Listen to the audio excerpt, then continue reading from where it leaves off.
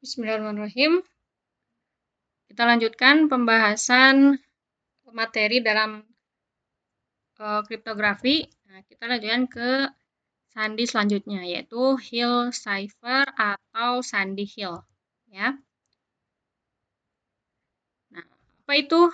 Sebelum ke definisi Hill cipher, gitu ya, kita masuk dulu ke bagaimana, atau saya coba mereview kembali ya. Apa itu yang disebut dengan keamanan cyber? Ya, jadi keamanan cyber itu secara garis besar itu bagaimana kita bisa memastikan hal-hal yang kita sampaikan ataupun informasi yang kita sampaikan itu bisa sampai pada tujuannya begitu ya, dengan tujuannya tanpa ada gangguan. Nah, gangguan ini bisa macam-macam ya, banyak kali. Jadi di sini terlihat ada Samuel yang sedang melakukan pengiriman pesan ya, kemudian oleh dia pesan tersebut dienkripsi ya, dia mengenkripsi pesan tersebut dengan harapan bahwa yang bisa mengetahui atau menerima pesan tersebut hanya orang yang betul-betul dituju saja gitu ya. Nah, di sini kita bisa melihat dia menyiapkan pesan, kemudian proses enkripsi ini bisa jadi memang bisa jadi dilakukan secara langsung, dalam arti melakukan tambahan proses, atau memang dia sudah menggunakan suatu platform yang sudah memiliki tambahan enkripsi pesan di dalamnya, gitu ya. Nah, kemudian pesan tersebut dikirim. Nah, tentu saja di tengah-tengah selama proses pengiriman tersebut, di sini ditulis namanya Evi, gitu ya. Evi dia yang bisa jadi memiliki upaya supaya bisa mengubah ya atau memodifikasi pesan tersebut, gitu ya. Kemudian atau bisa jadi dia mengambil informasi yang ada di dalamnya yang seharusnya hanya orang yang dituju oleh Samuel yang tahu, yaitu dalam hal ini namanya Yari di sini ya. Nah, di sini ada upaya yang bisa jadi dilakukan oleh Evi dalam memodifikasi, dalam tanda kutip ya, memodifikasinya bisa berbagai macam. Memodifikasi pesan tersebut sebelum si pesan itu keterima di Yari ya. Nah, ini bisa diartikan gangguan ya. Gangguan itu di sini bisa banyak wujudnya. Bisa apakah itu yang tadi pesannya jadi berubah gitu ya, atau misalkan ada satu pesan yang seharusnya hanya Yari itu tetapi dia memperoleh pesan itu, atau dan lain sebagainya gitu ya. Nah, yang pada akhirnya pada saat pesan itu diterima oleh Yari ya, pesan itu sudah mengalami perubahan yang dilakukan oleh Evi ya. Jadi kalau saya bisa gambarkan secara sederhana begini, prosesnya tidak melalui teknologi, mungkin misalkan saya ingin menyampaikan, saya sendiri gitu mau menyampaikan pesan kepada seseorang, orang A misalkan ya, tapi saya tidak memungkinkan untuk langsung menyampaikan tersebut terhadap orang A. Nah, saya menyampaikan itu terhadap orang B.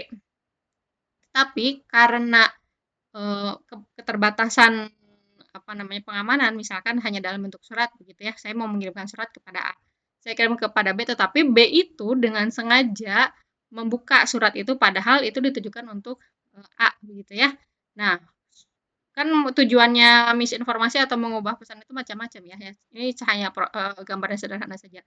Kemudian misalkan dia mengubah gitu isi yang saya sampaikan dengan yang dia masukkan gitu ya, ada upaya. Nah, pada saat si A menerima bisa jadi itu yang terjadi adalah misinformasi. Gitu, misinformasi, saya menyampaikan apa, yang keterimanya apa. Jadi ini banyak sekali macamnya. Jadi pada saat Yari mencoba, kalau ini sudah melalui proses yang digital gitu ya. Digambarkannya seperti ini. Jadi pada saat Yari menerima, dia sudah menerima pesan yang sudah diubah gitu ya. Nah, saat Yari mencoba mengubah jadi misalkan di sini ya si Samuel itu mengirimkan pesan yang sudah dienkripsi. Tetapi ada pihak ketiga yang mengubah. Ya, jadi ada sesuatu yang diubah. Nah, pada saat dia mencoba membuka pesan tersebut di sini dicontohkannya error ya, error tidak bisa membuka pesannya seperti apa, atau bisa jadi tidak hanya error, bisa jadi pesannya berubah menjadi apa, gitu ya. Jadi macam-macam sekali gangguan yang bisa dilakukan si FI ini. Nah, oleh karena itu, di sini diperlukan suatu proses begitu ya, bagaimana supaya apa yang disampaikan oleh Samuel itu betul-betul hanya bisa dibaca dan dibuka oleh Yari, sehingga walaupun dalam prosesnya ada gangguan, pesan tersebut tetap terjaga. Gitu ya, misalkan ada prosesnya, ada yang mencoba mengetahui pesan tersebut, kemudian mengubah ataupun segala bentuk macamnya, itu masih bisa terjaga karena itu tidak mungkin dilakukan. Nah, proses itu yang disebut bagaimana kita bisa melakukan keamanan dalam cyber. Nah, prosesnya kan sebenarnya sudah dijelaskan pada pertemuan-pertemuan sebelumnya ya. Kita bisa menggunakan metode sandi macam-macam, ada Wegener, yang substitusi, yang sesar. Nah, di sini saya coba mengingatkan kembali mengapa kita harus mempelajari kriptografi klasik ya. Jadi yang sudah dipelajari sebelum-sebelum ini ya, yang substitusi, sesar, dan yang sekarang kita akan pelajari yaitu Hill cipher atau Sandi cipher, Sandi Hill maksud saya, Sandi Hill itu alasannya kenapa sih kita harus tahu yang klasik-klasik padahal yang modern sudah banyak begitu ya, kita bisa memodifikasi. Nah, yang pertama adalah memberikan pemahaman konsep dasar kriptografi. Jadi konsep dasarnya itu harus paham. Kita bisa memahami konsep suatu kriptografi itu berasal dari sesuatu yang basic, jadi yang sederhana. Yang paling sederhana kita ketahui itu adalah sesar ya. Bentuknya seperti ini. Jadi kita bisa paham, oh maksudnya itu adalah seperti ini. Kerangka berpikirnya seperti itu. Kemudian selanjutnya adalah sebagai dasar pengembangan algoritma kriptografi yang sekarang banyak digunakan. Jadi pada dasarnya begitu banyak algoritma kriptografi yang sekarang sudah dikembangkan, itu tuh asalnya dari yang klasik. Ya, kita berangkat dari suatu pemikiran yang klasik, kemudian pengembangannya bisa dilakukan bermacam-macam, bisa dilakukan dari dia sendiri, dalam arti misalkan sesar itu kekurangannya apa, diulik, kemudian kita bisa menutupi kekurangannya, atau bisa jadi kita menggabungkan antara satu metode dengan metode yang lainnya. Nah, selanjutnya adalah kita juga bisa memahami potensi-potensi kelemahan dari sistem persandian ini. Kira-kira kalau yang metode yang terdahulunya itu dia lemahnya di sisi apa. Kita coba bisa meng-create kalau di era modern ini sesuatu yang setidaknya kelemahan tersebut bisa diminimalisir gitu ya. Kita bisa mengambil kelemahan proses persandian yang A ini adalah ini, yang kelemahan ini. Nah, kira-kira bisa nggak kita membuat suatu algoritma yang bisa setidaknya gitu ya mengurangi tingkat atau kelemahannya itu bisa diminimalisir. Nah, yang selanjutnya adalah mengembangkan kemampuan analisis terhadap keamanan sistem. Ini juga dari suatu hal yang basic kita bisa paham gitu kira-kira apa yang harus dilakukan supaya pada saat kita berkomunikasi khususnya dalam era cyber sekarang gitu ya, itu kita bisa melakukan analisis. Nah, selanjutnya dari kriptografi klasik kita bisa memahami teknik dasar bagaimana kita bisa bukan menyembunyikan informasi secara letter like begini, tapi maksudnya adalah bagaimana pesan yang memang betul-betul kita sampaikan itu hanya bisa dibaca atau dibuka atau bisa diketahui oleh orang yang terkait. Ya, selain itu tidak perlu tahu, tidak perlu dan aman dari segi pesannya yang error atau apa begitu ya. Error pun kan macam misinformasi atau kesalahan penerimaan informasi itu pun kan bisa beragam. Ada yang memang pihak-pihak yang sengaja memodifikasi pesan tersebut, ada memang yang atas kelalaian. Kalau misalkan kita mengambil proses sederhananya, misal saya menyampaikan tadi pesan surat melalui si B, kemudian misalkan si B lupa, dia membawa surat tersebut pada saat dia ke wastafel. Akhirnya pesan tersebut jadi basah, misalkannya suratnya. Akhirnya kan pesannya juga tidak bisa sampai. Jadi tulisan yang di sana ngeblur atau bagaimana gitu ya. Jadi pada saat si A dapat pesan itu jadi nggak bisa pesan maksudnya pesan ini apa begitu ya. Nah, mempelajari kriptografi klasik juga menjadi dasar pembelajaran bagi kriptografi yang sifatnya sudah kuantum ya. Dan yang terakhir ini bukan yang terakhir tapi ini beberapa saja yang di antara kegunaan pentingnya mempelajari kriptografi klasik, yaitu dasar-dasar konsep matematika ya khususnya logika itu betul-betul diperkuat ya. Artinya yang kemarin kita sudah pelajari bagaimana kita bisa menggunakan operasi di modulo gitu ya, dan nanti banyak lagi. Nah, sekarang kita masuk ke sejarah dari Sandy Hill ya. Sandy Hill itu dikenalkan oleh Lester Hill pada tahun 1920-an. Nah, ini adalah satu algoritma kriptografi yang kuncinya itu menggunakan kunci simetris. Jadi maksudnya kunci simetris di sini adalah matriksnya ya. Kuncinya itu berupa matriks.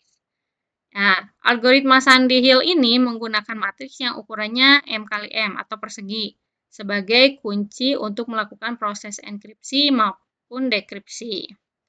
Dasar teori yang diperlukan tentu saja adalah perkalian matriks serta bagaimana menentukan inverse matriks.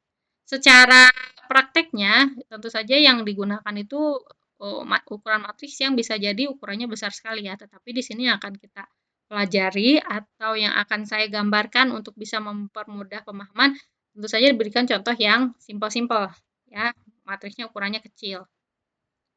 Nah, tapi sebelum ke sana kita lihat dulu ya. Jadi ancaman ini judulnya agak salah. Seharusnya prosesnya ya. Ini proses enkripsi dan dekripsi itu ada digambarkan seperti ini. Jadi saya punya proses saya punya teks originalnya, kemudian melalui proses enkripsi pesan asli tersebut dikunci gitulah ya, dikunci dengan menggunakan kunci. Nah, bentuk penguncian ini juga dalam tanda kutip itu bisa macam-macam.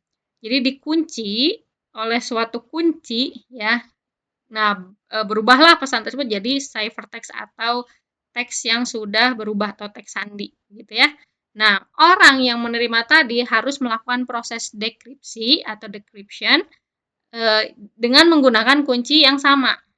Ya, dengan menggunakan kunci yang sama. Sehingga pada saat dia setelah selesai melakukan dekripsi tersebut bisa memperoleh teks aslinya itu seperti apa sih begitu. Ya, jadi ada proses pengiriman pesan, kemudian diubah pesan tersebut melalui proses enkripsi dalam tanda kutip dikunci, kemudian ada proses dekripsi supaya bisa mengetahui pesan asli itu seperti apa. Nah, kemudian metode Hill-Shaffer ini cukup simpel, kita cukup menggunakan kunci matriksnya ya. Jadi secara konsep itu karena kita sudah familiar dengan operasi matriks gitu ya. Sebenarnya cukup sederhana.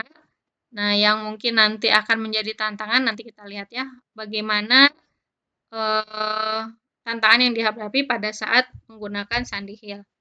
Nah, Sandy Hill tentu saja lebih unggul dibandingkan proses persandian yang tradisional seperti sesar gitu ya. Kalau sesar kan kita ganti-ganti gitu ya. Nah, kemudian dia lebih fleksibel. Dia juga memungkinkan mengekspresi pesan yang berisi huruf besar, huruf kecil, tanda baca, spasi dan juga simbol-simbol lainnya asalkan disampaikan begitu. Yang digunakan itu apakah di sini spasi diabaikan atau disimbolkan ya. Kemudian kompleksitasnya itu melibatkan matriks ya. Ini tentu saja lebih kompleks dibandingkan hanya sekedar memindah-mindahkan huruf, menggeser-geser huruf seperti yang ada proses sebelumnya ya. Digeser-geser gitu ya. Kemudian agak sulitnya itu bagaimana mencari tantangannya ya, bukan sulit, mencari inverse nanti kan terkait dengan inverse. Nah, ini juga salah satu metode yang penggunaan konsep matematika khususnya aljabar linier yang cukup mayoritas begitu ya, cukup besar. Nah, tekniknya itu dilakukan per blok plain text ya. Jadi nanti saya akan gambarkan bagaimana prosesnya. Jadi ukuran blok itu disesuaikan dengan matriks kuncinya. Jadi kita punya pesan, kemudian pesan itu kita ubah ke blok-blok. Nah, ukuran bloknya disesuaikan dengan kuncinya. Kalau kita kuncinya 2x2 artinya dibuat bloknya 2x2. Kuncinya matriksnya 3x3 berarti 3x3 gitu ya di blok-bloknya. Serupa dengan yang sebelumnya, jadi kalau ada kekurangan elemen bisa di ujungnya hanya sisa satu huruf, sedangkan kita pakai matriksnya 3x3, ya tambahkan berarti 2 huruf yang sama. Nah, ini juga masih sama, kita mengkonversi huruf ke dalam elemen-elemen di Z26 ya.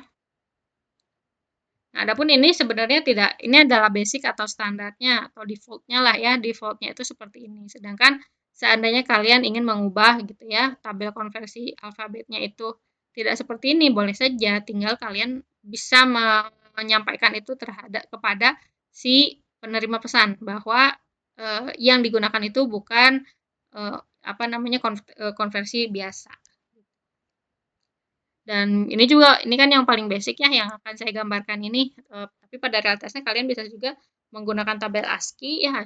ASCII itu yang ASCII pun ada macam-macam, ada yang sampai simbol-simbolnya representasikan oleh angka dan banyak sekali.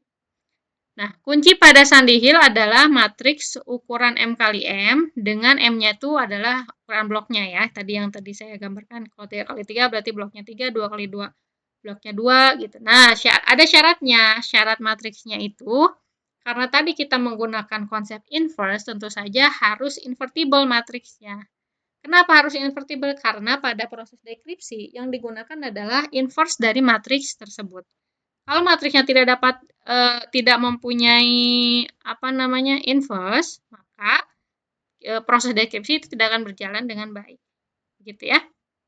Nah, ini juga menjadi salah satu tantangan bagaimana mencari inverse dari matriks dalam modulo Z26.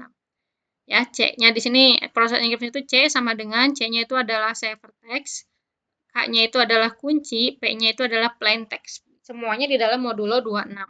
Ya, proses. Jadi C-nya ciphertext-nya itu adalah kuncinya dikalikan dengan plain text-nya. P ini adalah kalau saya sederhanakan gitu ya, suatu vektor yang isinya adalah representasi angka-angka dari blok-blok huruf yang sudah kita buat. Nah, proses dekripsi juga serupa. Jadi P-nya kalau kita mencari plain text tinggal K inverse dikalikan C. Bisa kalian lihat bahwa ini menggunakan konsep aljabar linear khususnya matriks ya. Bagaimana kita mencari P dari kita punya C sama dengan KP mod 26. Ya tinggal masing-masing dikalikan inverse-nya nanti bisa kita peroleh hasilnya gitu ya. Nah, kita sekarang coba gunakan yang ini ya. Misalkan saya mau menggunakan contoh, gunakan matriks 1203 ini adalah matriks yang ukurannya 2x2 yang digunakan sebagai kunci untuk melakukan enkripsi pada pesan I am hiding. Ya, jadi kuncinya itu adalah matriks 1203, kemudian pesannya I am hiding. Nah, karena di sini matriksnya ukurannya 2x2, artinya kita harus membagi atau mempartisi pesan I am hiding itu ke dalam blok 22 gitu ya. Nah, jadi kan tadi yang diketahui itu adalah matriksnya, kuncinya ya saya tulis K itu sama dengan 1, 2, 0, 3. Kemudian plain text-nya itu adalah I am hiding ya. Jadi karena ini 22, saya langsung bikin partisi saja. Jadi akan dibentuk partisi I am, ini saya tulis saja dulu. I am hiding. Di contoh ini saya mengabaikan spasi. Jadi saya menggunakan yang basic saja ya, di mana spasi tidak spesi tidak dihitung. Artinya ini dilihat sebagai satu buah kata gitu ya. Nah, jadi kita pisahkan jadi dua-dua. Akan dilakukan partisi. Dilakukan partisi pada plain text. Nah, partisinya jadi gimana? Jadi gini, IA, MH, gitu ya. Jadi dua-dua. MH, ID, IN. Nah, ada sisa G. Kalau ada sisa seperti ini, kita tinggal tambahkan dengan huruf yang sama. Kenapa huruf yang sama? Harapannya pada saat melakukan proses deskripsi, nanti ada huruf double yang sama, jadi tidak ada misinformasi. Gitu ya. Jadi, ininya ujungnya masih sama. Jadi, si penerima masih bisa menangkap, maksudnya ini. Gitu ya. Ini pun sebenarnya kalau kita lihat ya I am hiding terus saya tambahkan G gitu pasti orang masih bisa menangkap oh ini maksudnya I am hiding gitu tapi kelebihan huruf G. Nah, seperti itu. Nah, selanjutnya kita bentuk suatu vektor. Vektor saya sebut saja P ya. 1 sorry. P1. Nah, isinya ini IA. I itu dilihat di tabel konversi dia berapa? I itu kan 9, A itu 1. Nah, ini P1. Kemudian P2. P2 itu sama dengan M itu adalah 13, H itu 8 ya. Ini P2. P3 itu I-nya 9, D-nya 4. Kemudian P4. P4 itu IN 9, N-nya itu 14. Kemudian yang terakhir ada P5 itu adalah 7 dan 7. Nah, ini adalah vektor-vektor yang isinya partisi dari plain text tadi ya. Nah, selanjutnya kita mau mencari ciphertext 1. Saya tulis C1 aja dulu ya. C1 itu adalah tadi rumusnya K dikalikan P1. Plain text-nya, partisi plain text-nya. Jadi, saya lakukan proses untuk yang pertama dulu, C1 sama dengan K 1, 2, 0, 3 dikalikan P1-nya 9, 1. Nah, ini tinggal dikalikan biasa saja. Kalikan biasa, dapatnya 2 ditambah 9 ya. 9 ditambah 2 itu adalah 11.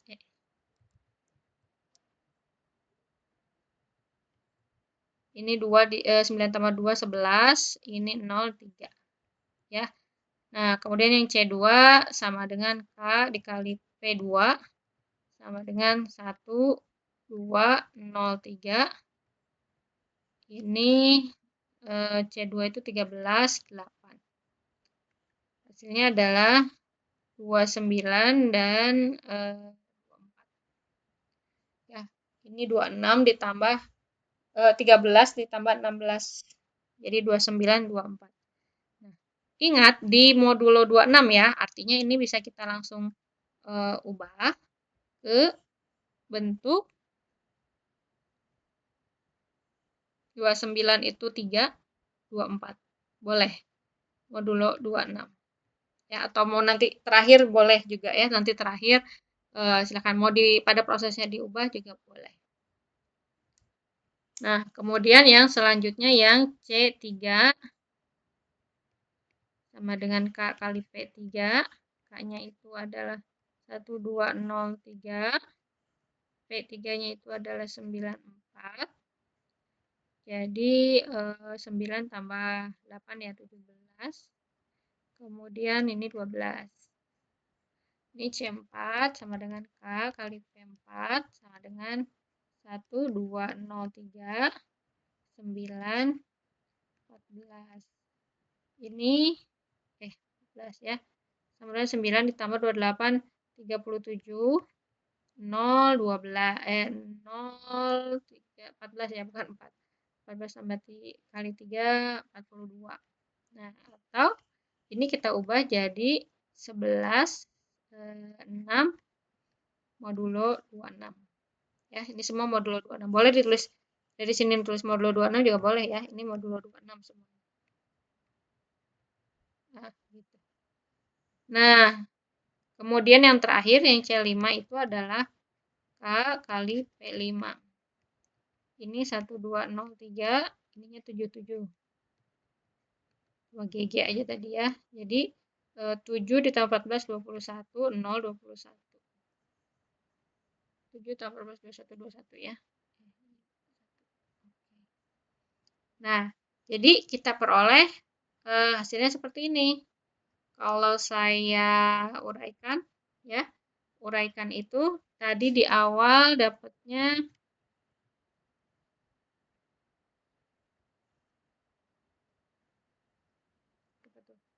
11,3, 324 ya, 11,3, 11,3, kemudian ini 2924, boleh seperti ini atau saya tulis aja dulu ya, kita lihat. Ini 17, 12, 11, 26, 21, 21.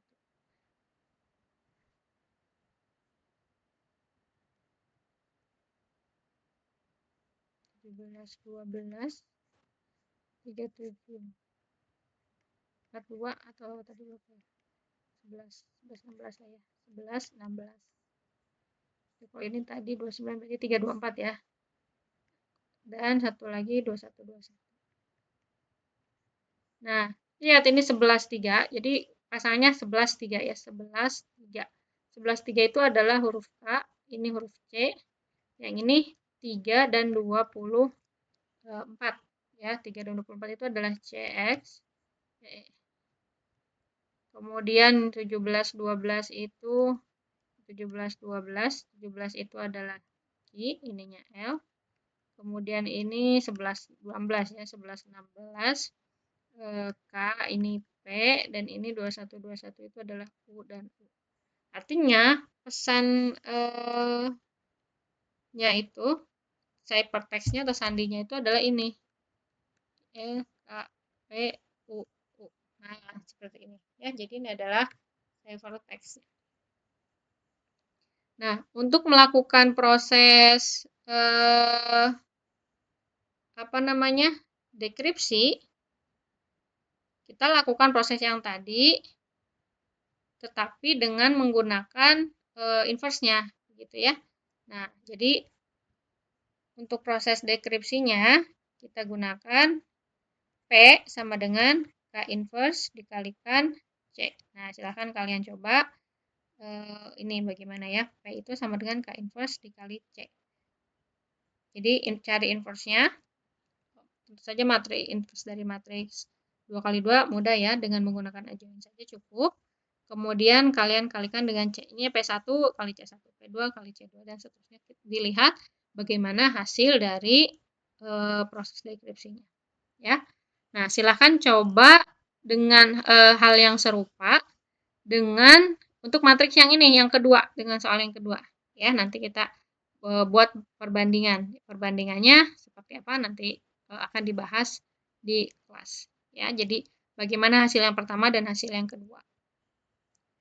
Nah, untuk membantu mencari inverse-nya, ini ada tabel inverse perkalian di modulo 26, jadi kalian bisa gunakan ini ya untuk mencari inverse dari matriks yang tadi. Nah, silahkan dicoba. Wabillahi taufiq wal hidayah. Wassalamualaikum warahmatullahi wabarakatuh.